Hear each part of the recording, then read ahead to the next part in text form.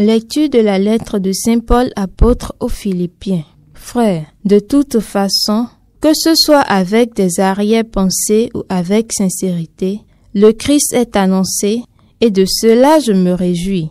Bien plus, je me réjouis encore, car je sais que cela tournera à mon salut, grâce à votre prière et à l'assistance de l'Esprit de Jésus-Christ.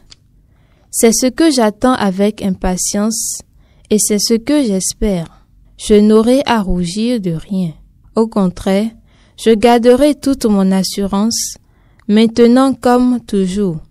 Soit que je vive, soit que je meure, le Christ sera glorifié dans mon corps. En effet, pour moi, vivre c'est le Christ et mourir est un avantage. Mais si en vivant en ce monde, j'arrive à faire un travail utile, je ne sais plus comment choisir. Je me sens pris entre les deux. Je désire partir pour être avec le Christ, car c'est bien préférable.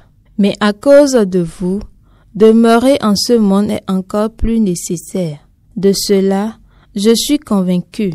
Je sais donc que je resterai et que je continuerai à être avec vous tous pour votre progrès et votre joie dans la foi.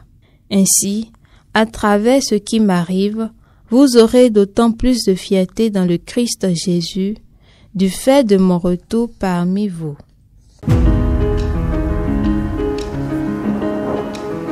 Mon âme a soif du Dieu vivant. Mon âme a soif du Dieu vivant. Comme un cerf altéré cherche l'eau vive, mon âme te cherche, toi mon Dieu.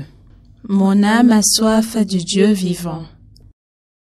Je me souviens et mon âme déborde. En ce temps-là, je franchissais les portails. Mon âme a soif du Dieu vivant. Mon âme a soif de Dieu, le Dieu vivant. Quand pourrais-je m'avancer, paraître face à Dieu? Mon âme a soif du Dieu vivant. Je conduisais vers la maison de mon Dieu, la multitude en fête, parmi les cris de joie et les actions de grâce. Mon âme a soif du Dieu vivant. Évangile de Jésus-Christ selon saint Luc. Un jour de sabbat, Jésus était entré dans la maison d'un chef des pharisiens pour y prendre son repas. Et ces derniers l'observaient. Jésus dit une parabole aux invités lorsqu'il remarqua comment ils choisissaient les premières places. Et il leur dit, quand quelqu'un t'invite à des noces, ne va pas t'installer à la première place, de peur qu'il ait invité un autre plus considéré que toi. Alors, celui qui vous a invité, toi et lui, viendra te dire, cède-lui ta place. Et à ce moment, tu iras plein de honte prendre la dernière place. Au contraire, quand tu es invité, va te mettre à la dernière place.